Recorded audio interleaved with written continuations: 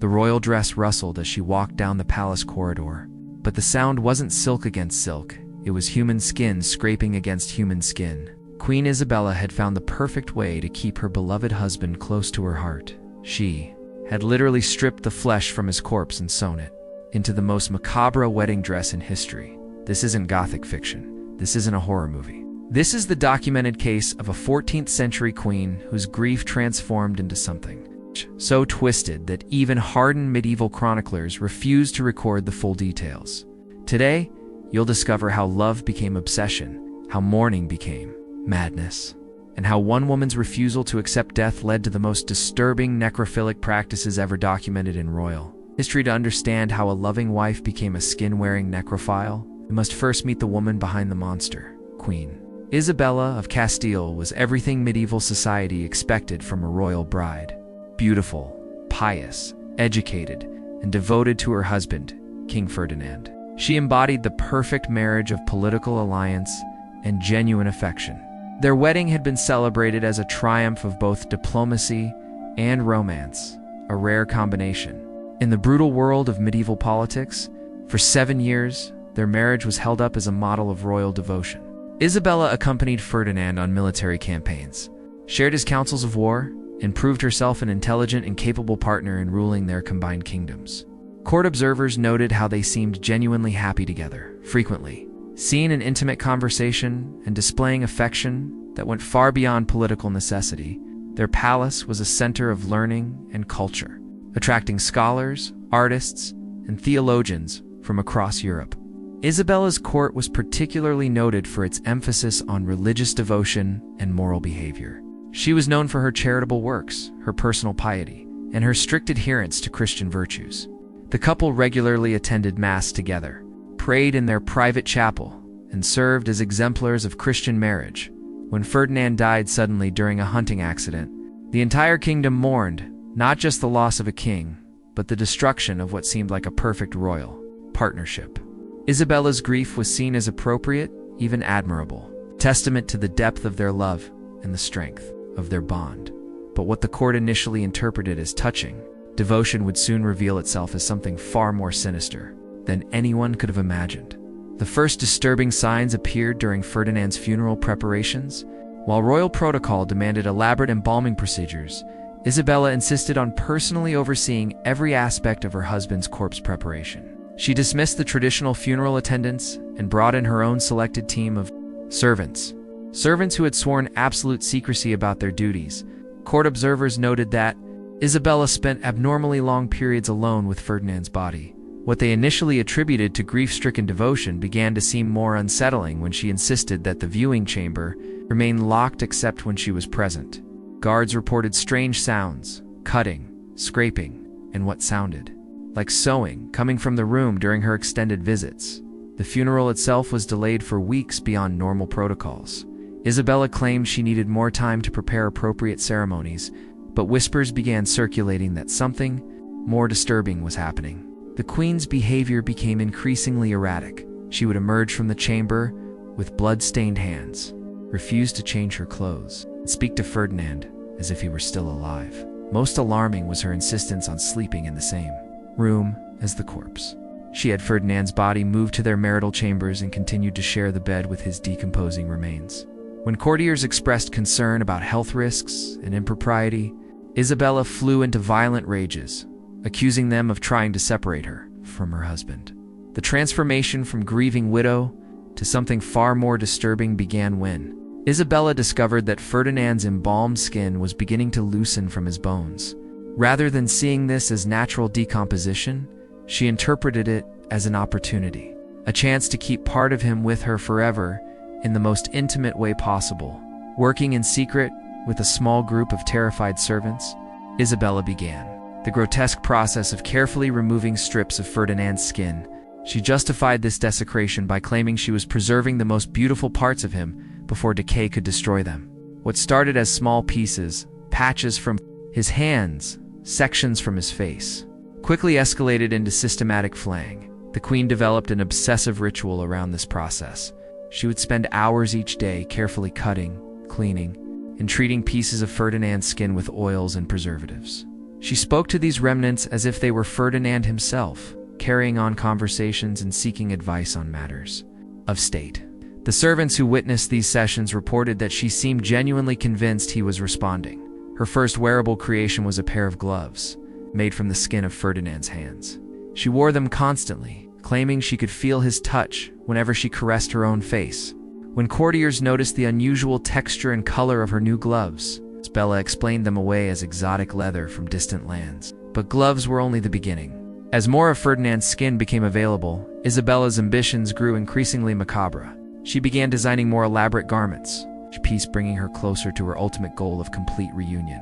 The moment Isabella crossed from eccentric grief into complete madness came when she announced her intention to create a complete dress from Ferdinand's skin. She had convinced herself that wearing her husband's flesh would allow their souls to reunite, making them literally one person in both body and spirit. The construction of this horrific garment became her obsession. She worked on it personally, refusing to delegate any aspect of the process to servants. The dress required almost the entire surface area of Ferdinand's body, necessitating the complete flaying of his corpse.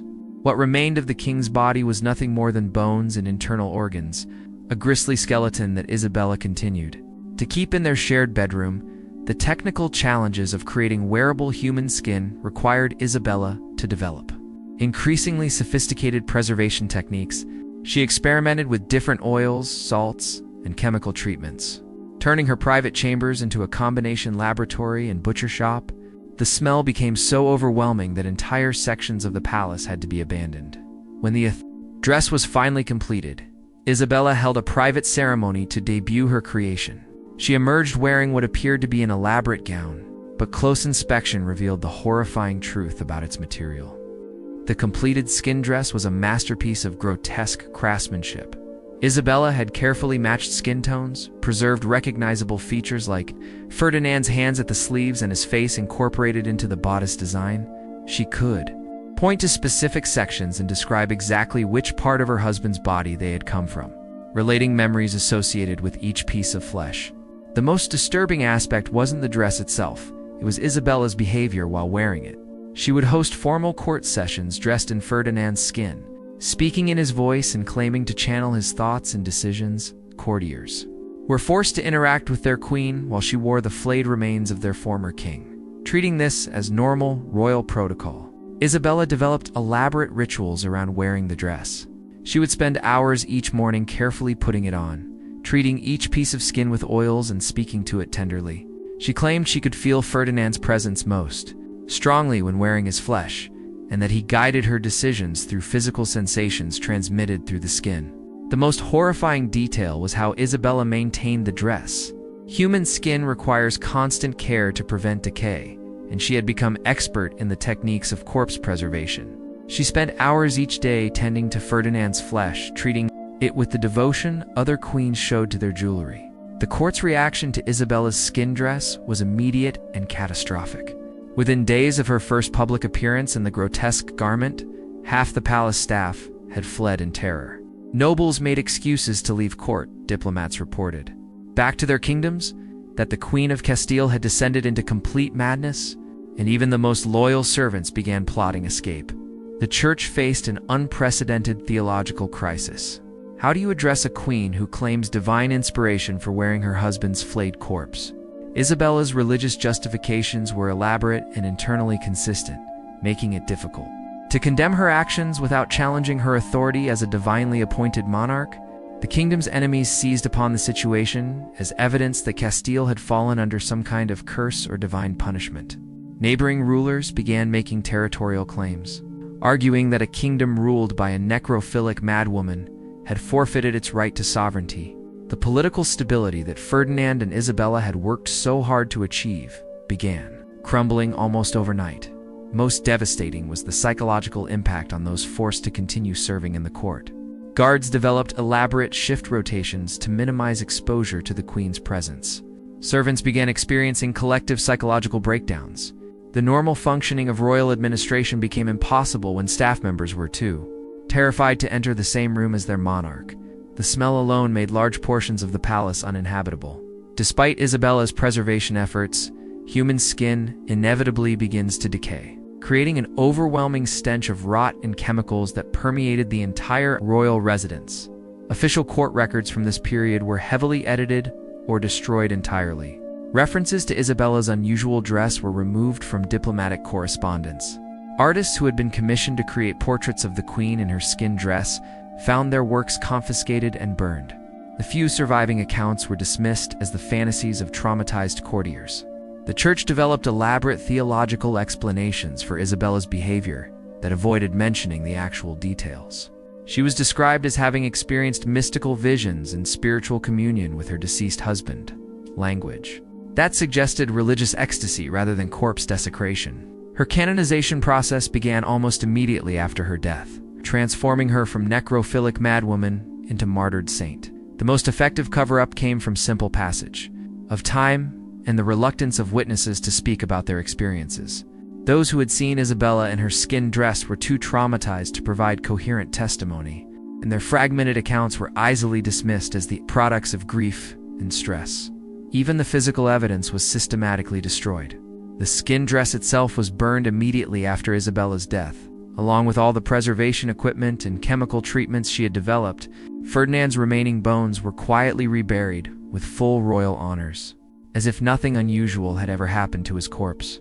Isabella's necrophilic practices weren't entirely unique in medieval history. They represented an extreme version of behaviors that appeared repeatedly among European royalty. The combination of absolute power, intense grief, and lack of psychological support created conditions where similar obsessions developed across different kingdoms and time periods.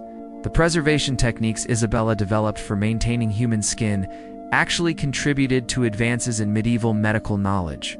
Her experiments with chemical treatments and corpse preservation were studied in secret by court physicians. This reveals something fundamental about the relationship between power and sanity. When someone has the authority to transform their most disturbing impulses into reality, there are no natural stopping points. Isabella's attendants couldn't refuse her orders. Her subjects couldn't intervene in her behavior. Her grief was allowed to metastasize into something monstrous, because no one had the power to say no to a queen. The love that Isabella claimed motivated her actions wasn't actually love at all. It was possession carried to its ultimate extreme. She couldn't accept that Ferdinand existed independently of her desires, that death could separate them, or that his body belonged to anyone other than her. What appeared to be devotion was actually the most complete form of objectification imaginable. Sometimes the most monstrous acts are committed by people who believe they're expressing the deepest form of human connection.